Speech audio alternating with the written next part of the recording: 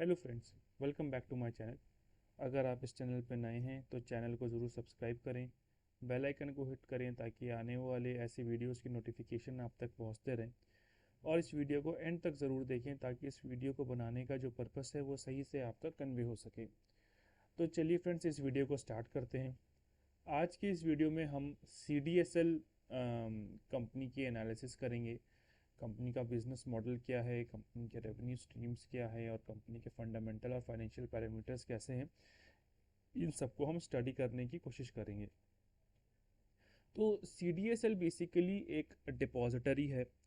Depository क्या होती है? जैसे हम लोग जो भी शेयर्स परचेज करते हैं या फिर बॉन्ड परचेज करते हैं, डिबेंचर्स परचेज करते हैं, तो वो जो इंस्टीट्यूशन उन सिक्योरिटीज़ को इलेक्ट्रॉनिक फॉर्म में अपने पास होल्ड करके रखता है उसको डिपॉजिटरी बोलते हैं। इसको समझने के लिए हम लोग ऐसे भी समझ सकते हैं, जैसे बैंक के पास हम लोग अपनी अपनी अपनी सेविंग्स डिपॉजिट करा के रखते हैं। उसी तरीके से ये डिपॉजिटरी के पास हम लोग अपने जो इलेक्ट्रॉनिक एसेट्स हैं, शेयर, बॉन्ड्स, डिबेंचर्स, इनको स्टोर करके रखते हैं। लेकिन यहाँ पे एक छोटा सा डिफरेंस ये है कि बैंक में हम लोग डायरेक्टली जाके अपना अकाउंट खुलवा सकते हैं। जैसे अगर आपको एसबीआई में अकाउंट खुलवाना है या फिर किसी भी बैंक में अकाउंट खुलवाना है तो आप उस बैंक में जाइए, आपका अकाउंट खुल जाएगा। लेकिन डिपॉजिटरीज़ के साथ ऐसा नहीं होता है। डिपॉजिटरीज़ में आप डायरेक्टली अकाउंट नहीं खुलवा सकते। डिपॉजिटरीज़ में अकाउंट खुलवाने के लिए एक इंटरमीडिएटरी की ज़रूरत होती है जिसको हम लोग डिपॉजिटरी पार्टिसिपेंट्स बोलते हैं।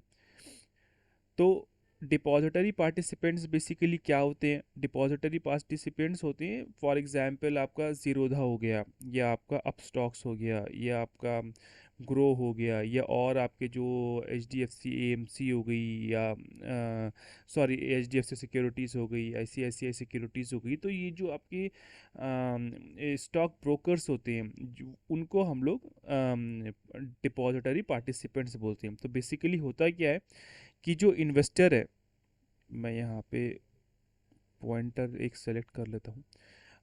जो आपके इन्वेस्टर्स हैं वो आते हैं डिपॉजिटरी पार्टिसिपेंट्स के पास। जैसे फॉर एग्जांपल, एक एग्जांपल के लिए हम लोग ज़ीरोधा कंसिडर कर लेते हैं कि एक इन्वेस्टर ने ज़ीरोधा पे अकाउंट बनाया।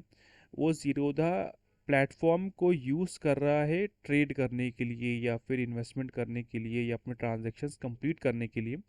और जो ज़ीरोधा है, जो भी, जैसे फॉर एग्जांपल आपने ज़ीरोधा के थ्रू एचडीएफसी का शेयर परचेज़ किया, तो ज़ीरोधा जस्ट एक प्लेटफॉर्म है जिसके थ्रू आप वो ट्रांजैक्शन कर रहे हैं।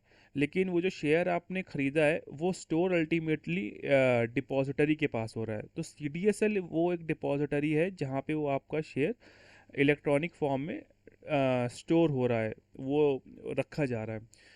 तो ये basically C D S L का ये बिज़नेस है। अब सी डी एस इस बिज़नेस में सी डी एस एल के साथ और कौन है? तो सी डी एस एल के साथ एन एस डी एल भी होता है।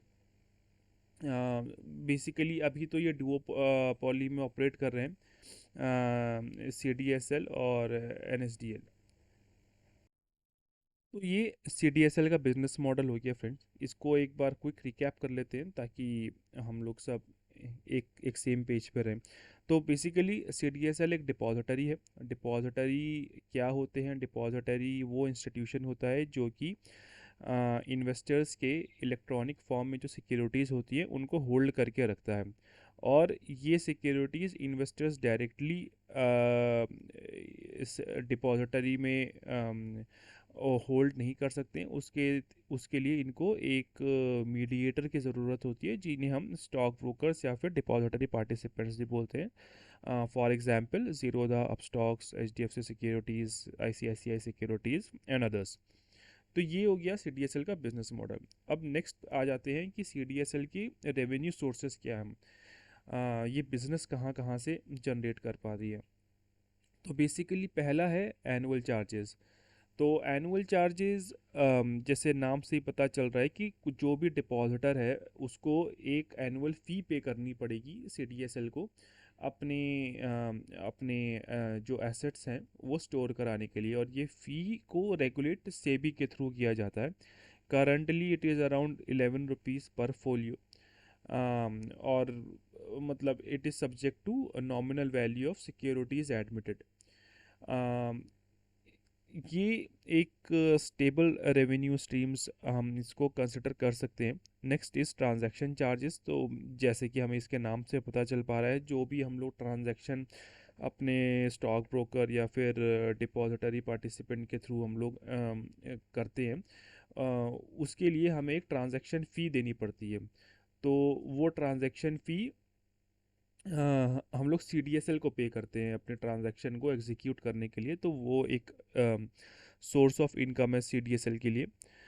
Another revenue stream is the online data charges. तो ऑनलाइन डेटा चार्जेस क्या होते हैं? आप जैसे कोई भी केवाईसी सर्विस लेते हैं, तो जो केवाईसी सर्विसेज को ऑपरेट करने के लिए सीडीएसएल की एक सब्सिडरी कंपनी है, सीडीएसएल वेंचर्स लिमिटेड, उसके थ्रू वो एक्टिविटीज़ ऑपरेट होती हैं। और इस सीडीएसएल वेंचर्स लिमिटेड का केवाईसी सर्विसेज के बिज़नेस में अराउंड 60% मार्केट शेयर है। तो बेसिकली जो ये लोग पैसे कमाते हैं, ये वन टाइम जो आपका केवाईसी चार्जेस होता है, केवाईसी क्रिएशन एंड जो अदर चार्जेस होते हैं डेटा फेचिंग के लिए, उससे ये रेवेन्यूज़ जनरेट करते हैं।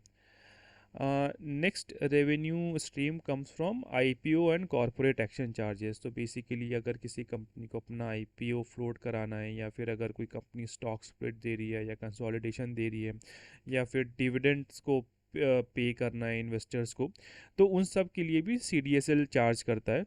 और इसके ये एक सेपरेट रेवेन्यू स्ट्रीम की तरह एक्ट करता है। नेक्स्ट कैटेगरी आ जाती है अदर सेगमेंट्स की। तो इसमें जैसे आपका मेंटेनेंस चार्जेस हो गया, अकाउंट मेंटेनेंस चार्जेस हो गया, ई वोटिंग चार्जेस हो गया, और अदर ऑपरेटिंग रेवेन्यू से जो भी इनकम जनरेट कर पाता है सीडीएसएल, वो सब आ जाता है। तो ये 5 कैटेगरी ऑफ रेवेन्यू सोर्सेज है सीडीएसएल के लिए, जो प्राइमरी रोल प्ले करते हैं रेवेन्यू जनरेशन में। नेक्स्ट आ जाते हैं कि सीडीएसएल का कॉम्पिटिटिव एडवांटेज क्या देखने को मिल जाता है। इसको हम लोग टेक्निकल भाषा में मोट भी बोल सकते हैं। तो व्हाट इज़ द मोट और technical competitive advantage of CDSL? तो पहला तो जैसे मैंने आपको बोला कि इस स्पेस में दो ही कंपनीज हमें ऑपरेट करने को मिल जाती हैं, एक सीडीएसएल है और एक एनडीएसएल है, एनएसडीएल है। तो उसमें भी सीडीएसएल का ज़्यादा मार्केट शेयर है। If I am not wrong, around 58% के करीब मार्केट शेयर सीडीएसएल का है इस स्पेस में। तो काफ़ी हेल्दी पोजीशन एंजॉय कर रहा है अभी। और इस इंडस्ट्री में थोड़ा जो मार्केट बैरियर, एंट्री बैरियर होते हैं, वो थोड़े हाई हैं, इस करके जो हमारा कंपटीशन का भी एक फैक्टर होता है, वो थोड़ा रिड्यूस्ड है इस सेक्टर में। अनदर थिंग इज़ कि सीडीएसएल एक हैवी एसेट बिजनेस मॉडल में ऑपरेट नहीं करता है। इसका जो बिज़नेस मॉडल है वो एक काफ़ी लाइट एसेट बिज़नेस मॉडल है। तो उसकी वजह से क्या होता है कि इसकी जो फिक्स्ड कॉस्ट होती है वो कम हो जाती है। तो अगर हमारे इनकम बढ़ती है, तो वो डायरेक्टली रिफ्लेक्ट करता है हमारे प्रॉफिट में और आरओई में। अपार्ट फ्रॉम दैट, ये asset lighter asset business model पे ऑपरेट करता है, तो इसकी वजह से उसका जो ऑपरेटिंग मार्जिन है वो भी काफ़ी हेल्दी हम लोगों को देखने को मिल जाता है। और ये हम चेक करेंगे अपने जब हम फाइनेंशियल एनालिसिस सीडीएसएल की कर रहे होंगे। नेक्स्ट आ जाता है हायर स्विचिंग कॉस्ट। अब जैसे मैंने आपको बताया कि यहाँ पे जो इनके डीपीज़ हैं, मतलब डिपॉजिटरी पार्टिसिपेंट्स, और उनका जो स्विचिंग कॉस्ट होता है वो काफ़ी ज़्यादा होता है। तो उसकी वजह से जो आपके स्टॉक ब्रोकर्स होते हैं या जो डीपीज़ होते हैं, वो प्रेफर करते हैं कि जिस डिपॉजिटरी के साथ वो लोग कोलैबोरेट कर रहे हैं, उनके साथ वो लॉन्ग पीरियड तक उसको कंटिन्यू करें। तो ये काफ़ी स्टेबल रेवेन्यू स्ट्रीम जनरेट करने में हेल्प करता है सीडीएसएल को। और ये एक तरीके का कॉम्पिटिटिव एडवांटेज भी हो जाता है, क्योंकि आपका जो कस्टमर है वो अब स्विच करने में उसको काफ़ी दिक्कत होगी, तो आपके साथ ही स्टिक अराउंड करेगा, वो कहीं दूसरे आपके कॉम्पिटिटर के साथ मूव नहीं करेगा। तो this is another competitive advantage for CDSL. Next आ जाता है कि डाइवर्सिफाइड रेवेन्यू स्ट्रीम्स। तो अभी हमने जो पहले सेक्शन में देखा कि काफ़ी रेवेन्यू स्ट्रीम्स है सीडीएसएल के लिए, तो ये भी एक इसका एडवांटेज है। अब हम थोड़ा सीडीएसएल के स्टॉक की परफॉर्मेंस कैसी रही है over the period of years और इसके फाइनेंशियल पैरामीटर्स को भी क्विकली स्टडी करने का कोशिश करेंगे। तो अगर 1 ईयर के ड्यूरेशन पे देखें तो अराउंड 32% के नेगेटिव रिटर्न्स हैं। 5 ईयर पे देखें तो अराउंड 220% के रिटर्न्स हैं। अगर आप देखें तो अराउंड 2020 अप्रैल से लेके 2021 तक, अप्रैल 2021 तक इसने अराउंड 620% के रिटर्न्स दिए थे। तो अच्छी कंपनीज अच्छे बिजनेस मॉडल्स के साथ यही बात होती है कि जब भी उनका टाइम आता है वो काफ़ी हेल्दी रन अप देते हैं। हालांकि उसके बाद से स्टॉक ने अराउंड 37% का करेक्शन भी दिखाया, बट वो सब चलता रहता है। अगर आप यहाँ पे इसके फाइनेंशियल पैरामीटर्स को भी थोड़ा स्टडी करने की कोशिश करें तो कंपनी अराउंड 10,000 करोड़ का मार्केट कैप है, मिड कैप क्वालिटी की कंपनी है। स्टॉक का जो पी है अराउंड 35 का पी है, फेस वैल्यू 10 का है। तो आगे स्टॉक स्प्लिट और बोनस इशू भी हो सकता है। फाइनेंशियल पैरामीटर्स को अगर क्विकली ओवरव्यू करें उनका, तो सेल्स अगर आप देखें तो ईयर ऑन ईयर बेसिस हमें काफ़ी हेल्दी जंप दिखने को मिला है। अराउंड 94 करोड़ इन 2011 में थी और अब अराउंड 577 करोड़ के सेल्स हैं कंपनी के। ऑपरेटिंग प्रॉफिट देखिए, जो मैं कह रहा था, अराउंड 61% सॉरी, ऑपरेटिंग मार्जिन जो है यहाँ पे अराउंड 65% का है, जो कि अभी भी वैसे ही कंटिन्यू हो रहा है। जो लास्ट ईयर का ऑपरेटिंग मार्जिन था वो भी अराउंड 66% का था, करंटली अराउंड 62% का चल रहा है। थोड़ा बहुत ऊपर नीचे होता रहता है। यहाँ पे अगर हम नेट प्रॉफिट की बात करें तो नेट प्रॉफिट में भी काफ़ी हेल्दी ग्रोथ देखने को मिली है। अराउंड 51 करोड़ इन 2011 से लेके अभी अराउंड 300 करोड़ के करीब है। तो काफ़ी डिसेंट फाइनेंशियल पैरामीटर्स हैं। अगर यहाँ पे हम रिजर्व्स की बात करें तो रिजर्व्स भी काफ़ी हेल्दी इंक्रीज शो कर रहे हैं हमें। यहाँ पे अगर हम लाइव बोरोइंग्स की बात करें तो ज़ीरो बोरोइंग्स हैं ऑलमोस्ट। अभी जाके ये 3 करोड़ की बोरोइंग देखने को मिल रही है, बट इसको भी हम लोग उतना कुछ खास कंसिडर नहीं करेंगे। शेयर होल्डिंग पैटर्न पे अगर आए हम इसके,